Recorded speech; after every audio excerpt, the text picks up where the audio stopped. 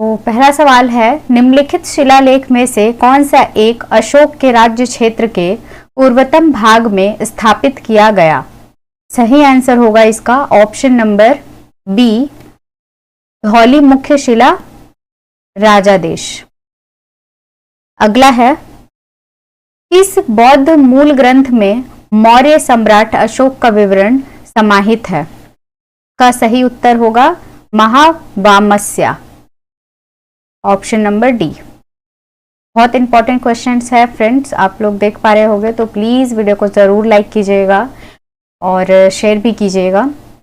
अगला है, भारत के बौद्ध स्तूपों के बारे में निम्नलिखित कथनों में से कौन सा सही नहीं है? जो सही नहीं है वो बताना है।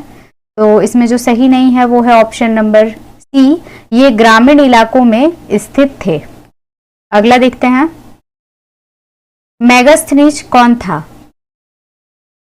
सही उत्तर होगा चंद्रगुप्त मौर्य के राजसभा में यूनानी राजदूत। अगला है, कथन कारण से रिलेटेड है। नहीं, इसमें कथन है, उसमें हमें बताना है कि कौन सा वाला सही है। तो चलिए देख लेते हैं जो सही है उसको देख लेते हैं। पहला है, प्रमुख शिलालेख 13वां अशोक के कलिंग अभियान के कारण हुई वेदनाओं से हुए उसके अनुताप को अभिलिखित करता है। फिर तीसरा सही है, प्रमुख शिलालेख 12वां अशोक द्वारा संस्थापित एक नए वर्ग के अधिकारियों धम्म महामात्यों को निर्दिष्ट करता है। और चौथा, प्रमुख शिलालेख 12वां सभी संप्रदायों के प्रति सहनशीलता दिखाने को कहता है। तो जो सही है वो है पहला, तीसरा, चौथा। इस हिसाब से ऑप्शन नंबर डी सही हो जाएगा। नंबर 6 है, निम्नलिखित में से किस राजा देश से बौद्ध धर्म के साथ अशोक के संबंध प्रकट होते हैं? सही आंसर होगा लघु शिलालेख राजादेश प्रथम, पहला। चलिए अगला देखते हैं, निम्नलिखित में से किस राजा देश में नाम अशोक उत्कीर्णित है? सही उत्तर होगा मास्के स्थित छोटा चट्टान राजादेश प्रथम। अगला है, निम्नलिखित में से किस उभारदार मूर्ति शिल्प यानी रिलीफ स्कल्पचर शिलालेख में अशोक के प्रस्तर रूप चित्र के साथ रानियों अशोक, राजा अशोक यानी कि उल्लेखित है? सही उत्तर होगा कंगनहल्ली। अगला है, चक्रवर्ती राजा के संदर्भ में निम्नलिखित कथनों पर विचार कीजिए और जो सही है वो हमें बताना है। तो जो सही है वो है पहला, वैसे राजा जिसके राज्य का प्रसार हिमालय से लेकर कन्याकुमारी तक तथा पूर्व में ब्रह्मपुत्र की घाटी से लेकर सिंधु पार तक होता था। और दूसरा, अशोक सम्राट अशोक और समुद्रगुप्त दोनों चक्रवर्ती राजा थे। तो ये दोनों ही बिल्कुल सही हैं, तो इसलिए ऑप्शन नंबर सी सही हो जाएगा। अगला है, फिरोज शाह तुगलक द्वारा अशोक के निम्नलिखित स्तंभ में से किसको उसके मूल स्थान से हटाकर दिल्ली मंगवाया गया? तो इसका सही आंसर होगा ऑप्शन नंबर डी, पहला मेरठ स्तंभ अभिलेख और दूसरा टोपरा स्तंभ अभिलेख, ए और बी दोनों। तो इस हिसाब से डी इसमें सही हो जाएगा। अगला है, निम्नलिखित में से किस अभिलेख में अशोक के नाम का उल्लेख किया गया है? सही उत्तर होगा प्रथम लघु शिलालेख। अगला है, मौर्य साम्राज्य के संदर्भ में निम्नलिखित कथनों में से कौन सा सही है? कूट में से हमें सही उत्तर का चयन करना है। तो इसका जो सही आंसर होगा वो होगा केवल 2, इस काल में किसानों से सिंचाई कर लिया जाता था। तो ऑप्शन नंबर बी इस हिसाब से सही हो जाएगा। अशोक के शिलालेखों के संदर्भ में निम्नलिखित कथनों पर विचार कीजिए और इसमें भी जो सही है वो बताना है हमें। तो जो सही है वो है पहला, अशोक शिलालेखों के सहारे अपनी प्रजा को संबोधित करने वाला पहला भारतीय राजा था। और दूसरा, इन अभिलेखों को 5 श्रेणियों में बांटा जाता है। तो ये दोनों बिल्कुल सही हैं। इस हिसाब से ऑप्शन नंबर पहला हमारा सही हो जाएगा। अगला है, सम्राट अशोक के कलिंग युद्ध के संदर्भ में निम्नलिखित में से कौन सा कथन असत्य है? तो जो असत्य है वो है ऑप्शन नंबर डी, इस युद्ध का वर्णन 11वें शिलालेख में किया गया है। अगला है, अशोक की धम्म नीति के संदर्भ में निम्नलिखित कथनों पर विचार कीजिए और जो सही है वो बताना है। तो पहला जो सही है वो हो जाएगा ये, उसने बौद्ध धर्म से संबंधित स्थानों की यात्राएं की, और तीसरा, उसने बौद्ध धर्म की तीसरी संगति का आयोजन करवाया। दूसरा और तीसरा ये है ऑप्शन नंबर सी में, तो ये हमारा सही हो जाएगा। अगला देखते हैं, अशोक द्वारा नियुक्त अधिकारियों के संदर्भ में निम्नलिखित कथनों पर विचार कीजिए और इसमें भी जो सही है वो बताना है। तो पहला है, धम्म महामात्र को अधिकारियों को पुरस्कार और दंड देने का अधिकार सौंपा गया था। और दूसरा, समाज में धर्म का प्रचार करने के लिए राजुक की नियुक्ति की गई थी। तो ये दोनों ही सही नहीं है, तो इसलिए हमारा ऑप्शन नंबर डी सही हो जाएगा, ना तो एक और ना ही दो। अगला है, अशोक द्वारा किए गए सामाजिक सुधारों के संदर्भ में निम्नलिखित कथनों पर विचार कीजिए और इसमें जो सही है वो बताना है। तो जो सही है वो है पहला, पशु पक्षियों के शिकार पर रोक लगाई गई, और तीसरा, राज्य ने अनेकता में एकता स्थापित करने का प्रयास किया। तो ये है हमारा ऑप्शन नंबर पहले में, तो ऑप्शन नंबर ए इस हिसाब से सही हो जाएगा। अगला है, अशोक से पूर्व निम्नलिखित में से किस शासक ने शांतिवादी नीति को अपनाया था? सही उत्तर होगा ऑप्शन नंबर बी, अखनातून। अगला है, मौर्य काल के संदर्भ में निम्नलिखित कथनों पर विचार कीजिए और जो सही है वो बताना है हमें। तो जो सही है वो है ये पहला, कौटिल्य ने राजा को धर्म परिवर्तन कहा है, और दूसरा सही है, शीर्षस्थ अधिकारी तीर्थ कहलाते थे, पहला और दूसरा। तो ये हमारा है ऑप्शन नंबर ए में, तो ये सही हो जाएगा। अगला है, मौर्य काल में अधिकारी वर्ग के संदर्भ में निम्नलिखित कथनों पर विचार कीजिए। पहला है, समाहर्ता राजकीय कोषागार का संरक्षक होता था, और दूसरा, सन्निधाता कर निर्धारण का सर्वोच्च अधिकारी होता था।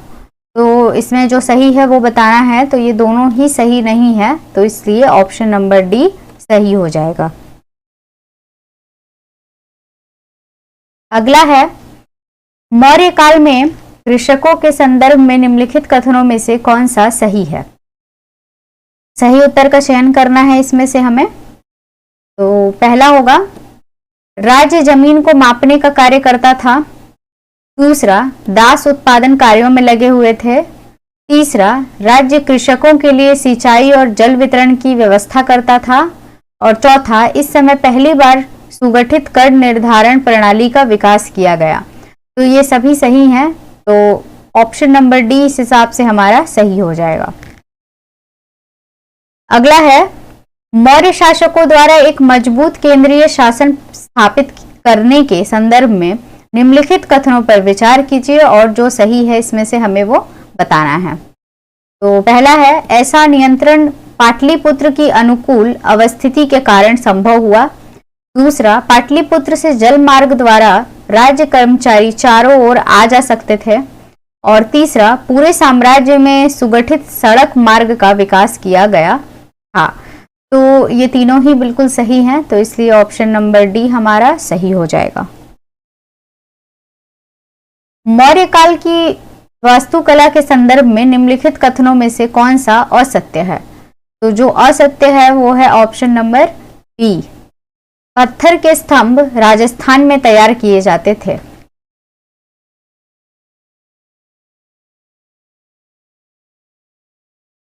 ये हो गया हमारा 23 नंबर, रिपीटेड है 2 बार। चलिए अगला देखते हैं। अगला है, गंगा के मैदान में नई भौतिक संस्कृति के विकास के संदर्भ में निम्नलिखित में से कौन सा सही है? सही उत्तर का चयन करना है इसमें से हमें। तो पहला है, लोहे का प्रचुर प्रयोग। दूसरा आहत मुद्राओं की उपलब्धता, तीसरा लेखन कला का प्रयोग। तो तीनों ही सही हैं, तो इसलिए ऑप्शन नंबर डी सही हो जाएगा। अगला है, निम्नलिखित में से कौन अंतिम मौर्य सम्राट था? सही उत्तर होगा बृहद्रथ।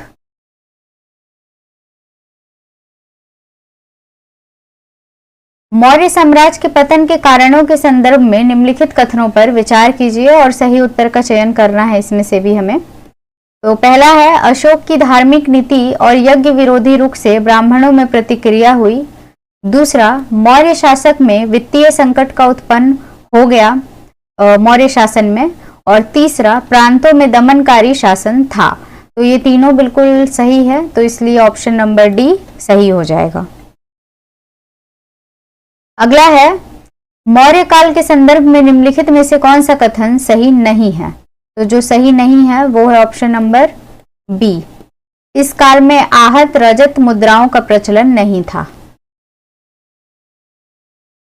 अगला है, चीन की दीवार के संदर्भ में निम्नलिखित कथनों पर विचार कीजिए और जो सही है इसमें भी हमें वो बताना है। तो जो सही है वो है ऑप्शन नंबर 2। यूनानियों ने उत्तर अफगानिस्तान में बैक्ट्रिया नामक राज्य स्थापित किया। तो इस हिसाब से हमारा ऑप्शन नंबर बी केवल 2 सही हो जाएगा। अगला है, मौर्य साम्राज्य के संदर्भ में निम्नलिखित कथनों पर विचार कीजिए और जो सही है वो बताइए। तो पहला है, इसकी स्थापना 321 ईसा पूर्व में चंद्रगुप्त मौर्य ने की। और दूसरा, मौर्य शासकों का उल्लेख जैन, बौद्ध और पौराणिक ग्रंथों तथा संस्कृत वाङ्मय में मिलता है। और तीसरा सही है, अशोक के अधिकांश अभिलेख प्राकृतिक भाषा में है। पहला, दूसरा, तीसरा, तो ये है हमारा ऑप्शन नंबर सी में, तो ये सही हो जाएगा। अगला है, मौर्य साम्राज्य में 5 प्रमुख राजनीतिक केंद्रों का वर्णन मिलता है। निम्नलिखित में से कौन से राज्य इसमें सम्मिलित थे?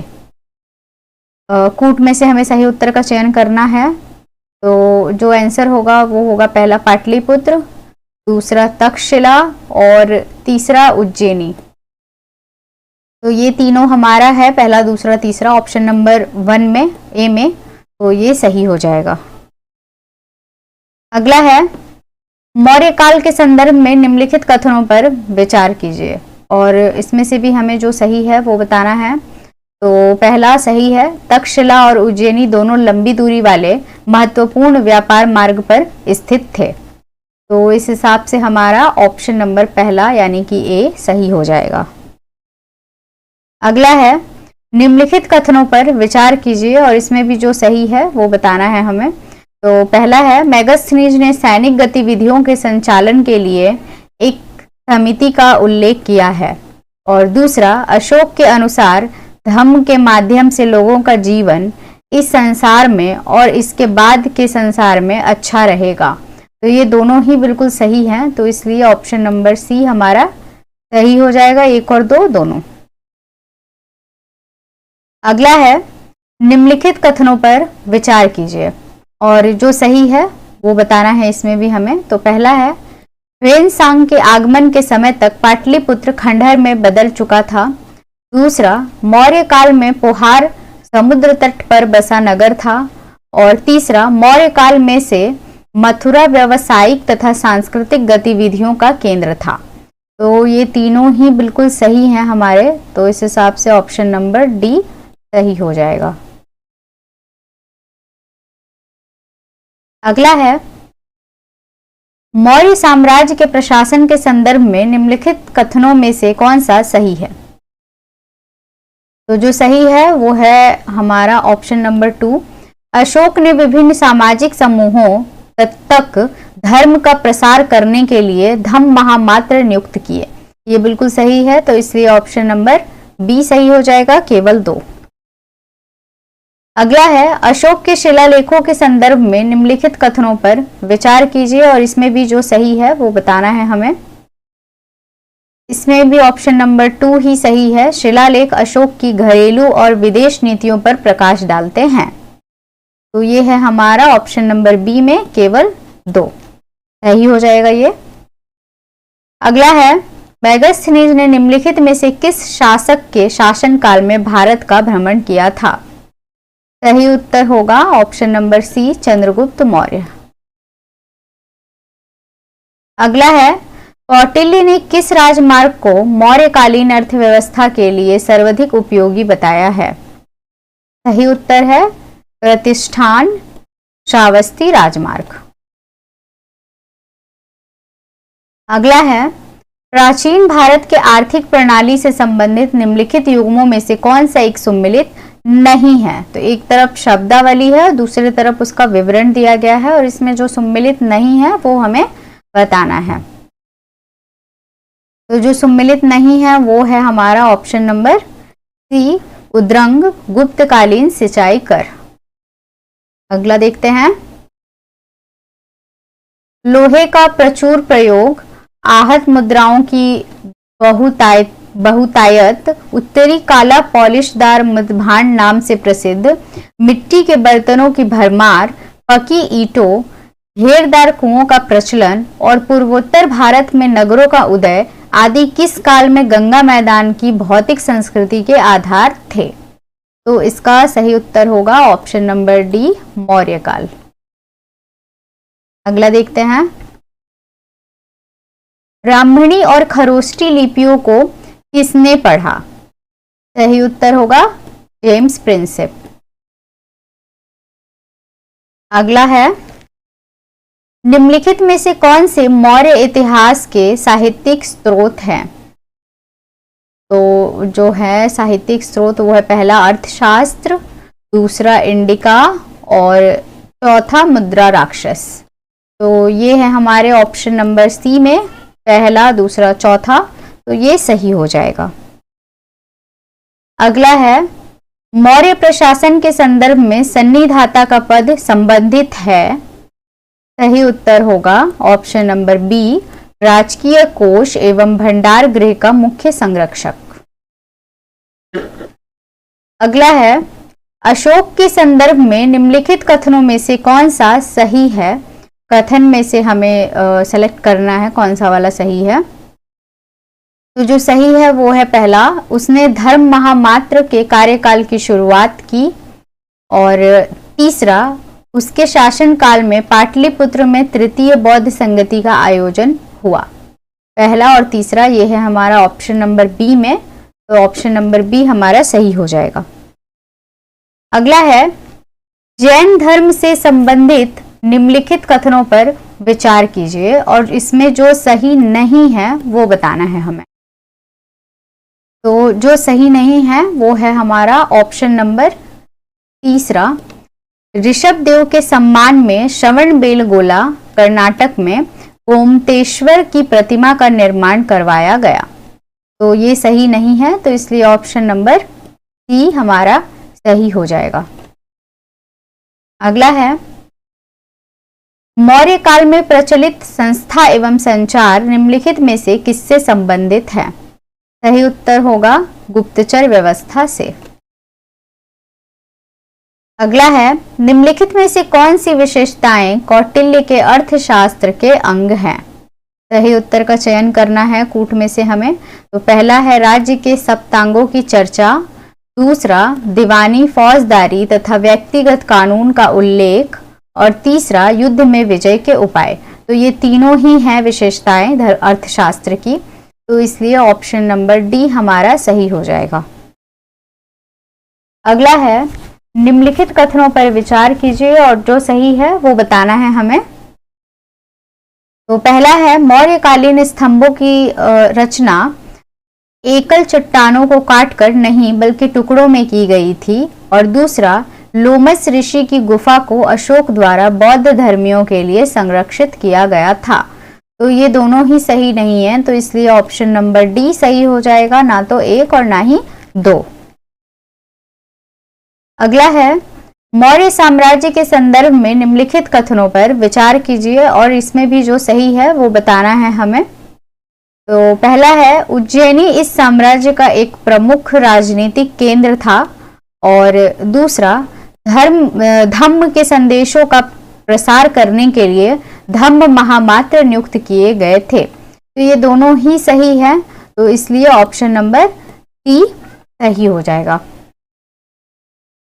अगला है, मौर्य प्रशासन के संदर्भ में निम्नलिखित कथनों पर विचार कीजिए और सही उत्तर का चयन कीजिए। तो जो सही है वो है ऑप्शन नंबर 2। एक प्रांत को चक्र कहा जाता था और यह राष्ट्रपाल नामक अधिकारी द्वारा प्रशासित होता था। तो ये जो है सही है, तो इसलिए ऑप्शन नंबर बी हमारा सही हो जाएगा, केवल 2। अगला है, मौर्यकालीन आर्थिक व्यवस्था के संदर्भ में निम्नांकित कथनों में क्या सही नहीं है। तो जो सही नहीं है वो है पहला, तो पारा तथा ताम्रलिप्ति पूर्वी तट पर स्थित महत्वपूर्ण बंदरगाह थे। दूसरा, गरुड़ की छाप वाली आहत रजत मुद्राएं मौर्य साम्राज्य की मान्य मुद्राएं थी। और तीसरा, प्रणय एक प्रकार का व्यापार कर था। तो ये तीनों ही जो है वो सही है, तो इसलिए ऑप्शन नंबर सही नहीं है, तो इसलिए ऑप्शन नंबर डी हमारा सही हो जाएगा। ये तीनों के तीनों ही गलत है। अगला देखते हैं, मौर्य काल में गंगा के मैदान की संस्कृति साम्राज्य के सीमांत क्षेत्रों में फैल गई। गंगा मैदान की इस नई संस्कृति के आधार क्या थे। सही उत्तर होगा ऑप्शन नंबर पहला, उत्तरी काला पॉलिशदार मृद भांड। दूसरा, पकी ईंटों का प्रयोग। तीसरा, छल्लेदार कुओं का प्रचलन। और चौथा, पूर्वोत्तर भारत में नगरों का उदय।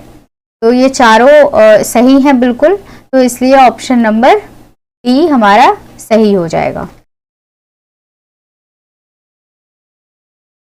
अगला है, निगाली सागर लघु स्तंभ लेख का संबंध किस धर्म से है। सही उत्तर होगा बौद्ध धर्म, ऑप्शन नंबर बी। अगला है, भारत में मुद्रा व्यवस्था के विकास के संदर्भ में से कौन सा सही है। जो सही है वो होगा, चलिए देख लेते हैं। पहला, मौर्यकालीन सिक्कों पर केवल शासकों की आकृति खुदी होती थी, जबकि यूनानी शासकों द्वारा जारी किए गए सिक्कों पर शासकों की आकृति के साथ उनका नाम खुदा होता था। और दूसरा, प्रारंभिक सिक्कों पर खुदी आकृतियों पर भारतीय प्रभाव अधिक है, जबकि परवर्ती काल के सिक्कों पर यूनानी प्रभाव की व्यापकता है। तो ये दोनों ही सही नहीं है, तो इसलिए ऑप्शन नंबर डी सही होगा, ना तो 1 और ना ही 2। तो